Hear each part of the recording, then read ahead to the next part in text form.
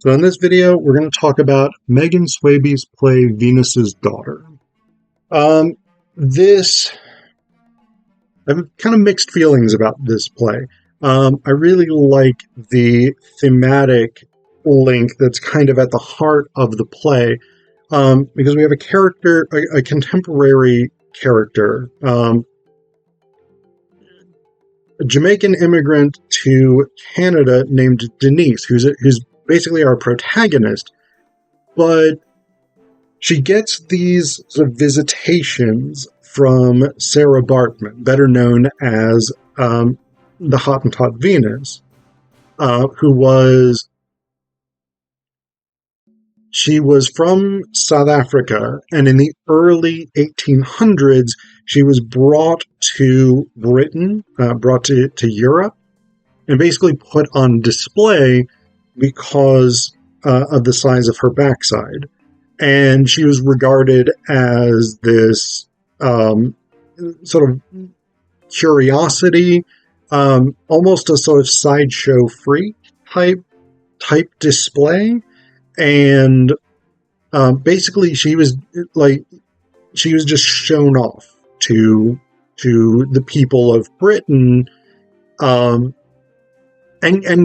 gave rise to all of this racist pseudoscience about how Africans, how black people are subhuman, or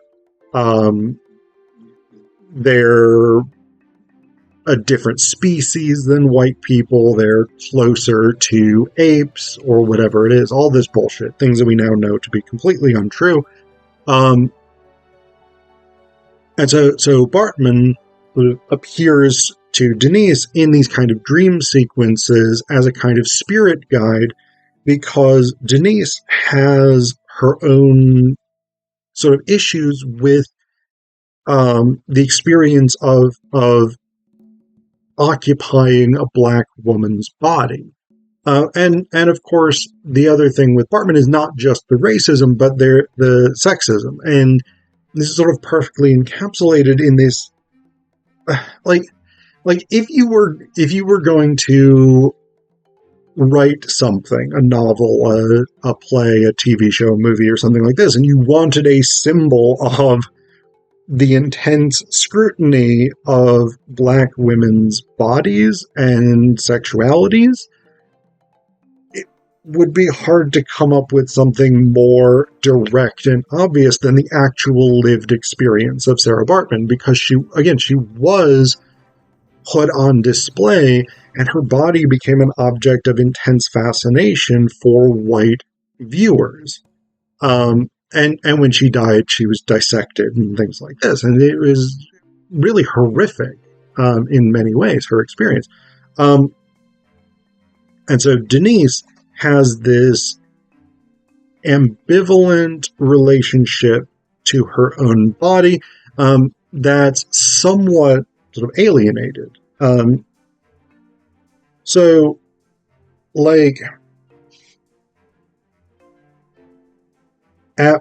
There's the scene 3 night. We have this scene, Denise at work. And we meet her sort of looking through, looking through the crack of the dressing room door at the customer. So Denise works at Bay, which I'm not 100% sure of. I don't know Toronto that well. It seems to be a clothing store, maybe lingerie store, something like this. I'm not 100% sure. But Denise sort of identifies the measurements of this customer by eye. And then we get this portion. I can measure with my mind's eye a number tight to truth. 18 stretch marks across the abdomen, thick like mine. I can run my fingers along the ridges, each ridge bumpier than the last, like you were clawed by a beast and these are your battle wounds. Cocoa butter doesn't stand a chance against those wounds, wounds from past lives. They show up on the present body and live in the now. Pay close attention and you can see the story in them. This one is a sad story. The lines wrap around your whole waist and stop under the bust. Someone wanted parts of you without your permission and branded your body to remind you so. Like hot metal screaming for skin, their desire seared your skin, cooked you. You cried, mouth open to the sky, thinking there was no pain more bearable than what you were going through. But this reminder comes a close second. The pain stopped. This kept on your body, cannot be removed. Even worse, you have to learn to love it. Love the thing that a monster gifted to you. Is this your story? We are master trick sisters of changing our bodies to make them nicer to our eyes. So many types of bodies I forget exist. We cover them so well. We filter away flaws and find figure-flattering frocks to feel good. We prize thighs that don't touch or demand a perfect distribution of just enough fat to be baby fat fly. And if you are not one of the two, you disappear. Parts of me have actually disappeared beneath fabric. I glare in front of mirrors and beg back a lost fragment, to rediscover parts of you when sneaking peeks at others in dressing rooms. So there is this kind of alienation from her own body, this sense of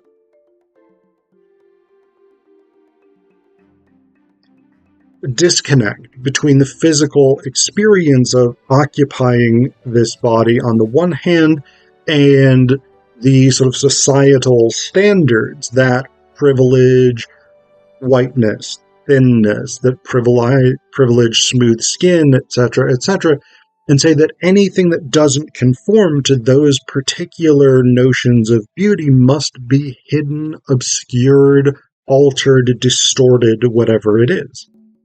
And over the course of the play, in sort of increasingly vivid experiences, Bartman comes to Denise as, again, this sort of spirit guide, sort of teaching her to, I don't want to say to love her own body, etc., because that sounds too simple and too corny. It's not quite that. To escape, in a way, the sort of the racism and sexism that so heavily polices women's bodies, and especially black women's bodies. Toward the end, we get this portion in the scene 7 Night Denise plus Venus. There's this sort of direct association between the two. There's a beginning bit to the scene, but I'm going to start a bit in. So Venus says, "We." Denise says, "Are you?" And Venus lowers herself to the floor. Venus says, "Dance together, yes. We are not strangers. I've been nestled in the grooves and dips where your hips define space, within the folds of your flesh that you curse out of existence. We are not strangers. I am your flesh, your blood, though not how you take that to mean in this world. There is no separation between mine and your time on earth. We are not strangers. I take many shapes and makes and live in the world where ancestors watch, waiting for you to wait. We are not strangers. Because I am your mommy water, mother, the water that makes up most of your body. You can try and shut me out, but water always has a way of leaking its way in." There's a beat. Venus says, "It's okay." Denise says, "No, it's not. I hate crying. This now?" Venus says, "Because you need me the most now. Because you need me the most now." Denise says, "I don't need anything. This is not a good time." Venus says, "This is the best time." Denise says, "I can't. I am just here to bury my grandmother and go back home." Denise and her mother have gone back to Jamaica for a funeral, and then they'll be going back to Toronto. "This cannot happen. I cannot fall apart away from home." Venus says, "Why?" Denise says, "There's no one here for me." Venus says, "This is the closest to home you've ever been." Denise says, "This is not my home. They call me foreigner, think I'm rich. It doesn't feel like home." Venus says, "You are closer than you think." And so there's this this interesting sort of overlap between issues of community, issues of self-esteem, a sense of belonging, and these feelings that all align themselves with the way that we perceive ourselves in the world, right? We experience ourselves in terms of our physical bodies, but we experience ourselves in terms of places and relationships as well. And Denise has these sort of alienated elements in each of these things. Like she didn't really have a relationship with her grandmother. It's not clear that she has that much of a relationship with her mother. She doesn't feel at home in Jamaica. She seems to feel at home in Canada to a certain extent, but she's also alienated from Canada. Like there's a scene where a child is begging in the street and thinks that she's a foreigner, and she claims that she's Jamaican. So there are all of these alienated elements. And so I've been saying Bartman comes to her as a spirit guide. That's not quite correct, because there is a difference between Sarah Bartman, the character here, and Venus as a character. Venus is sort of the idea of Sarah Bartman as cultural construct within these sort of racist, sexist, colonialist tropes. And then Sarah Bartman is the actual person. And there is a distinction. Like Eighth Night Part B lecture, we have this really painful moment, and painful for us as readers or viewers, where Dr. Alexander Dunlop, and then slightly later, Dr. George Cuvier, are sort of doing these lectures about Bartman, about her physical body. And they're really they're like true to 1811, early 1800s. I don't remember off the top of my head when Bartman died. Dr. Cuvier was the person who dissected her after her death. In 1811, Alexander Dunlop, who I think was a Scottish doctor, who became sort of famous for his analysis of Bartman's body. Like, he gave these lectures. And again, it is this racist pseudoscience, like talking about her body, showing portions of her body to the audience as though she's not human. It's really, really disturbing. And what's interesting about that scene actually is, it says here, Denise plays Dr. What?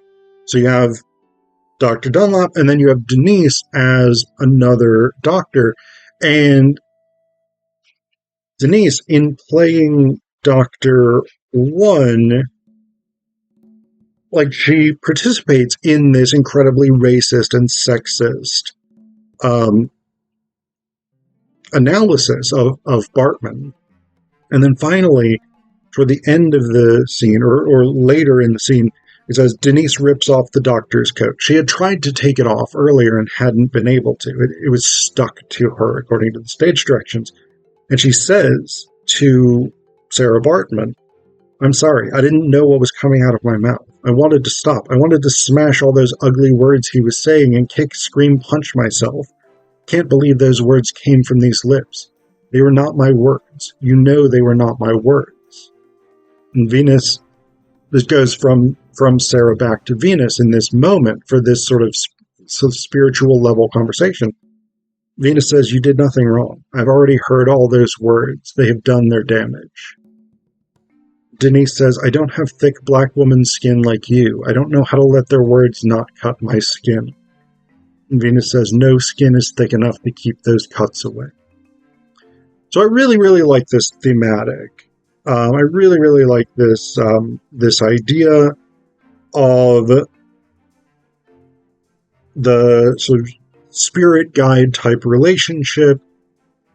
What I'm not as keen on about this play is that this is kind of, I would call it an impressionistic play. There are a lot of different sort of storylines, sort of somewhat fragmented storylines. There's interactions with two different customers in Denise's store. There's the flight back to Jamaica. There's activities in Jamaica.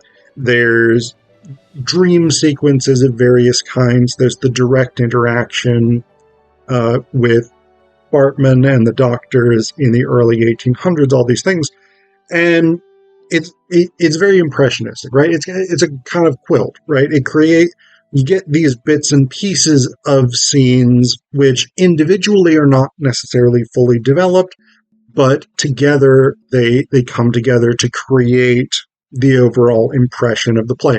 And this is a very, very common contemporary dramatic technique. A lot of contemporary playwrights do this. I'm just not a huge fan of it. It's just, personally, for me, it doesn't work that well.